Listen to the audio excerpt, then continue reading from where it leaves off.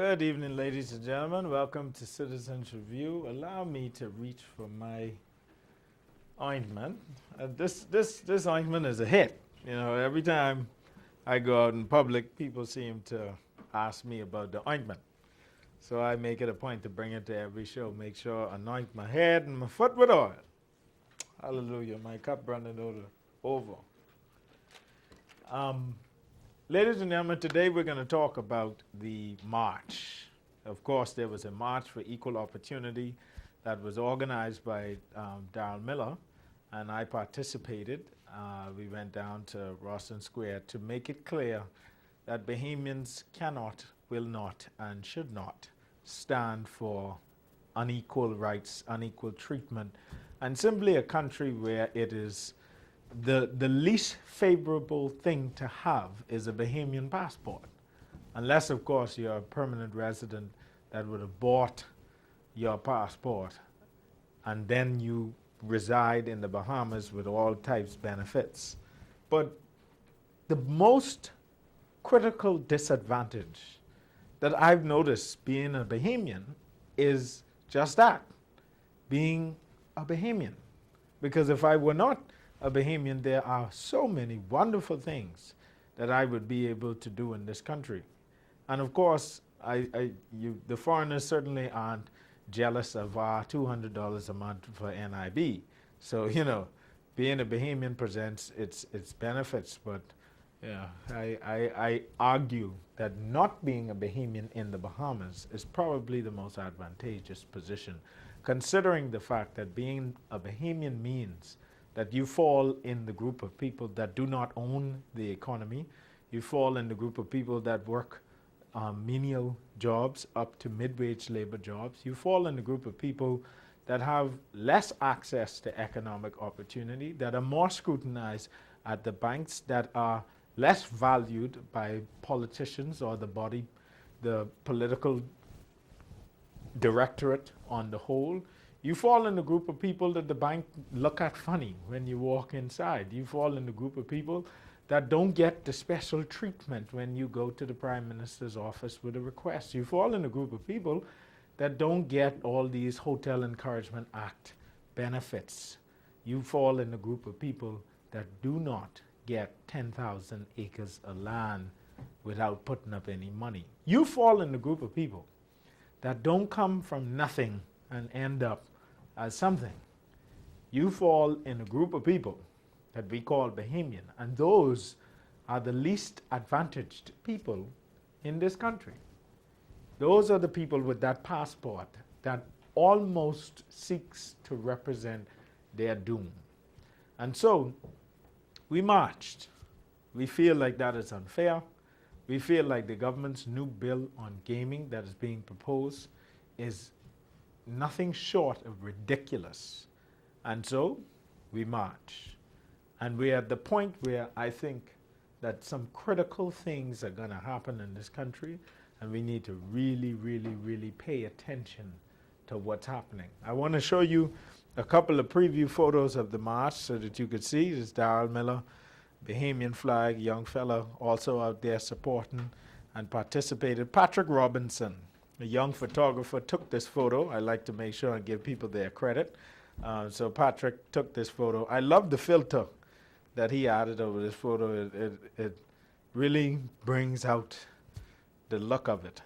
Let's show another one. There's Keno Cambridge, who has been advocating for challenges at the dump. Mr. Cambridge has a company that is partnered with his company, and they are prepared to solve the challenge at the dump.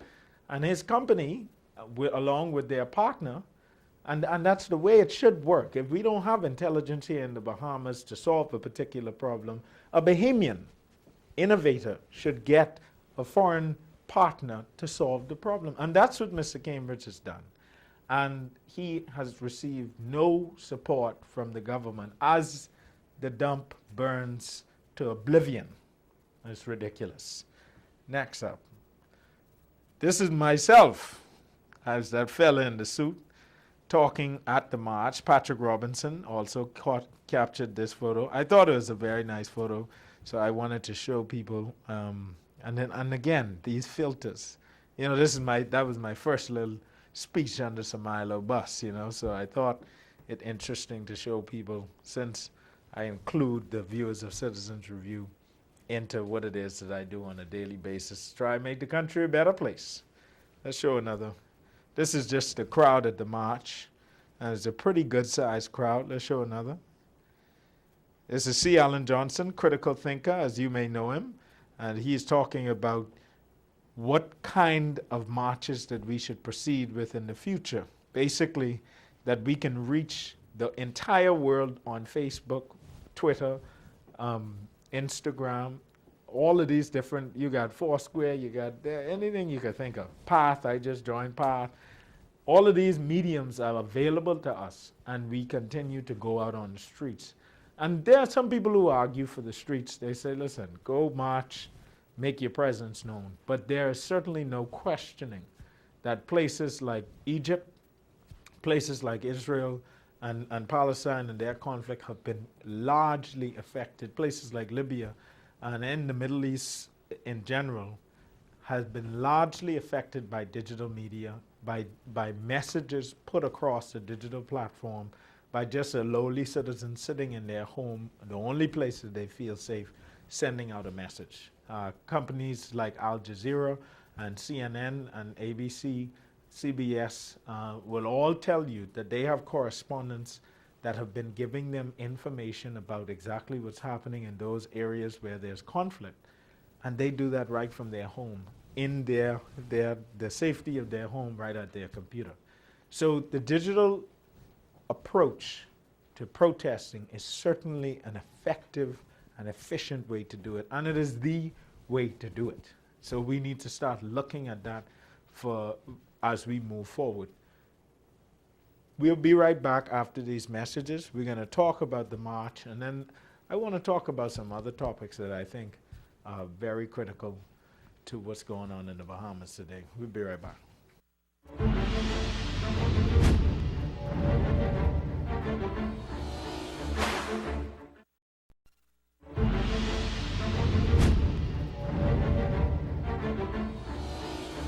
Good evening, ladies and gentlemen. Welcome back to Citizens Review. I want to show you some more photos of the march, because it's critical that we see these experiences as they happen so people can get to enjoy the fact that people are actually standing out. This is me when I was at the bus at Samilo, giving my little speech. We're working on seeing if we could get the video. If we can't, I'll post it on Vimeo, on Facebook, so that people could see what my contribution was to the march, what I thought was important to say. This is me here with none other than Rodney Monka, out there enjoying the march. Next, Dwayne Sands, Mr. Dwayne Sands. I don't know, Dwayne Sands is the chairman of the FNMA, or something like that. But Dwayne Sands is out there. Of course, in my usual fashion, I talk to everybody. Mr. Sands was telling me how interesting he finds the opportunity now for the FNM, considering the dismal failure of the PLP. So that's interesting. This is my friend. He is a disabled gentleman. That cart that he's using is how he gets around. And he sells, you may see him near to Cole's Pharmacy on Bay Street. And the reason why he is critical is because he represents a Bahamian who is disserved by our public transportation system. He cannot get on the buses. He has disabilities and he can't get on the bus. So he has innovated this cart that he drives, and he drives it up and down Nassau to get where it is that he needs to go, because there is simply no disabled access on the buses, which is absolutely ridiculous, which is why public transportation is critical. We'll see if Glenn Santa Martin and Hope Strawn figure that out before they leave office. This my boy Maestro, Rastafari. Maestro is there. He's a musician. He was telling me how he's finding it very difficult to live in the Bahamas. Just a lot of people sharing their different stories. I think I have another picture with me and Maestro there. No. There should be another picture there with me and Maestro. That's John Pinder. But Maestro was just talking to me about how difficult it is to live in the Bahamas as a musician and watch other musicians come here, similar to Jennifer Hudson during the Independence launch or Sidney Poitier at the bridge. And just sort of, you have to watch them just treat you like a second-class citizen. The opportunities are sparse. And Maestro told me himself and his grandmother watched Citizens Review, so I thought it necessary to show him on TV so that I met him and we had the chance to talk. And here is Maestro. Next. This is another gentleman that asked to take a photo. I think we emailed him this photo so that he could have it for his own personal record. Next up. It's me, John Pender, and another young man who told me that he's a big fan of Citizens Review. So he asked to get a picture with myself and John Pender. I want you all to notice the height differential. Because people keep asking me, how come I so tall when they meet me? Well, I always been tall. I'm much taller than John Pender. I'm much taller than most, if not every politician in the House of Assembly. I'm not sure. But I'm 6'4". So here we are. This is Mr. McDonald. This is myself. This is Mr. Bain. This is Rodney Monca. Another gentleman. That's C. Allen Johnson. That's Eldon Ferguson, my brother, on the end there. This is another photo taken by Patrick Robinson. Beautiful photo. You would note, tallest fella in the picture. Boom. C. Allen Johnson and my brother are pretty tall as well. Arthur McDonald, good supporter of Citizens Review. If you ever wondered about Le Bleu bottled water, this is Arthur McDonald. That's the gentleman that moves Le Bleu bottled water and Celsius and all the other products that you see advertised. So that's Arthur McDonald supporting Citizens Review all the time. Next up, this is me and Paul Turnquest. Paul Turnquest, the notable journalist that works at the Tribune, he broke the story on the car thieving ring, and he also broke the story on the land. He's the reason why Tex Turnquest is no longer at the Ministry of, well, the Department of Lands and Surveys. He broke the story on all the corruption from Zoe Maynard all the way to Tex Turnquest and anybody else who was thieving up land that they showed was either thieving or acquiring or something. But it was a huge scandal. All the proof is there, so I ain't calling nobody no thief untoward. Mr. Turnquest exposed all that information, and a lot of heads rolled for that. And he's a notable journalist, does a very good job. This is me doing an interview with Z&S. I thought it was an interesting interview. I don't know if they ever played it. I doubt it. Which is why we're here on Citizens Review, so you could still get the information. Because Z&S have a little problem with, you know, censoring information. What's next? Candia Dames, the wonderful lady responsible for this in part because she was the person who got the piece of legislation called the New Gaming Bill, and she leaked it out to the press. From the Nassau Guardian, she's the news editor, and she does a very impressive job at what she does. And see, again, I don't just criticize people for what they're doing. I also like to show people who do a wonderful job. Candia Dames, Paul Turnquest are some of those people. Now, we still have some challenges in journalism in the country, but these people are doing what I think to be their best. Next up. This me and Maestro again. I don't see Maestro guitar, man. Maestro usually traveling with his guitar. He had it there somewhere. But next up, let's see. This is a...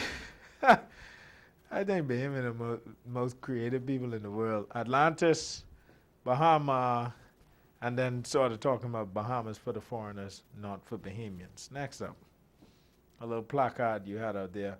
This is Reverend Humes from Harl Road Baptist Church. And Reverend Humes is a supporter of Citizens Review. I want to thank you, Reverend Humes, for your support. Reverend Humes is a man that puts his money where his mouth is, and he supports the show. I appreciate him. He informed me that he is a different kind of preacher, and that is meant in all of the good ways it could possibly be meant. Thank you very much, Reverend Humes. Who else you got? This my friend who I just see in Starbucks on Harbor Bay. He is good friends with the owner of Checkers, who I'm also told is a good supporter of Citizens Review. Next up, Darrell Miller, the man of the evening. Patrick Robinson again caught this photo. Darrell really ought to be commended. And the reason why I say Darrell should be commended is because Darrell brought all this together. Darrell is a voice in the community that we hear all the time. He's a man that voices himself very clearly. He quote unquote ran hot on the numbers issue and talked about the fact that they make them pay for the general election. And when they questioned him about it, I said, they make them pay. You determine who the they is and the them. So I thought Darrell Miller did an excellent job. Me and Mr. Miller have talked. We're going to interview him here on Citizens Review and get his perspective and also get some backstory about Darrell Miller. He's had a very interesting life story. So I want to talk to Darrell Miller and get his story, but also talk to him about some of the things that he's brought forth in the Bahamas to make the country a better place. Who else we got? Oh, this is a collage that was done of all of the different parts of the march. That's a little picture of me there. And they got all kind of stuff here. The little Bahamian flags and everything. There's Ethric Bow here, a very well-known Bahamian activist with the situation with the road on Blue Hill Road and them going in one direction. Ethric Bow was critical to that. So this is the march. We have any other photos? This is the march. This is exactly what people saw when they went out there. And to wrap that up, the reason that I went, so that you know, because I ain't no fan of no march. I ain't them kind of people. I just say what I got to say before I did, and that's what I do. And I ain't no hollerer. You know, I don't like be hollering and making no bunch of noise and all kind of thing. That ain't my style. But the reason why I went and I spoke is because I think that it is critical that the idea of relevance be discussed. And we are constantly seeing the fact that our government that is in charge right now is not relevant to the concerns that we have as a country. We know that. We are aware of that. It's become abundantly clear. The other issue that I wanted to drive home is the idea that Bahamians have taken on a position where we don't necessarily believe in ourselves as much as we ought to. We've come to this place where we believe in the politician or the pastor or in the institution more than we think that we have actual value to bring to the table. And I want to debunk that idea. I want people to understand that if you look at the history of our participation in politics, we have made it very clear what it is that we're prepared to do and what it is that we're not prepared to do. We have taken that cycle that started in 67 and before 67 with the UBP and the white minority, and then that same cycle of domination migrated to the black minority of oligarchs who ran the country for 25 years. We've taken that cycle, we've broken it at its back, and Bahamians have said, listen, we will not allow a government to sit in here and take advantage of us for more than we have to. What we have to do now is, instead of just cutting governments out this 5-year, we have to take that concept to the next level. We have to actually determine that, number one, we have to groom new leaders, but number two, we could break the 5-year cycle by doing one of two things. Number one, we could call a general strike, which would bring forth an election usually, but number two, we could, and critical thinker C. Alan Johnson informed me of this. If 60% of the constituencies sign a petition, it actually 51% of the constituencies sign a petition where 60% of the persons in those constituencies say that they are displeased with their representation, it would be a groundswell, no confidence vote against the government. And that too could bring about a general election. So, Bahamians, we have options as to what we can do when we are not satisfied with the government. And the biggest challenge here is that it feels like it's been more than 1 year, and it hasn't even been a good year yet. I feel like I feel like the country has stopped. I feel like corruption is rampant, and I feel like we're not getting anywhere. I cannot list, and try this yourself. I had someone ask me this. I cannot tell you 5 sensible, successful things that the PLP government has done since they took office. Just 5 reasonable and sensible things that have been done for the betterment of the country since the PLP take off. And it's a government. They deal with things every day. 5 things shouldn't be hard. That shouldn't be difficult. Because when you look back in your mind and you think about the mortgage relief, an abysmal failure. Oh, Jesus have mercy, they promised that and it's an abysmal failure. When you think about things I trying to think of something that could be a success. The by-election, they win that. That's it. Bing. The by-election, they win the by-election, but they subsequently come and get the life beat out of them in the referendum. So, but the by-election is 1 of 5. 1 of 5. We have to think of 5 things. I'm seriously going to rack my brain as we do this show to think of 5 things that the PLP has done to really move the country in a positive direction. Don't have to be nothing big. Don't have to be nothing big. A success. Something that they would have done to move us. 5 things. Just 5. And if you cannot think of 5, oh my, we in trouble. We in serious trouble. So ponder on that as we go to this commercial break. And then when we come back from the break, we can talk about relevance. Leaders being relevant, our movement as a country being relevant, and is there hope? I had a COB student ask me the other day, is there any hope? Like, I'm getting to a point where I don't hope, I don't feel like there's hope left. And that's not the case. There's plenty of hope. Let's take this break. We'll be right back. Think of 5 things. 5 things the PLP has done successfully. Let's give them a 5. I got 1, the by-election, although that's not, we can count that because you don't want to be too dicey, because you'll run out of things. But 5 things. Give me 5 things that the PLP has done that make sense. Because I could say the oil referendum, they lied. They tell us we can get that, they ain't give us that.